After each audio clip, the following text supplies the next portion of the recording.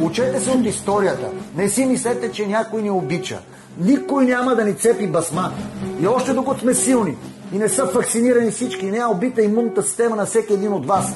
Докато имате някой лев в джобовете си, се въоръжавайте с сила, с воля и с физически ресурси и се подготвяйте за една въоръжена борба за вашия живот, защото бавно ще ви го сложат и ще станете джендери. И вече са станали някъде към 50% от населението, но аз съм от тия, които ще умра в битка с удоволствие.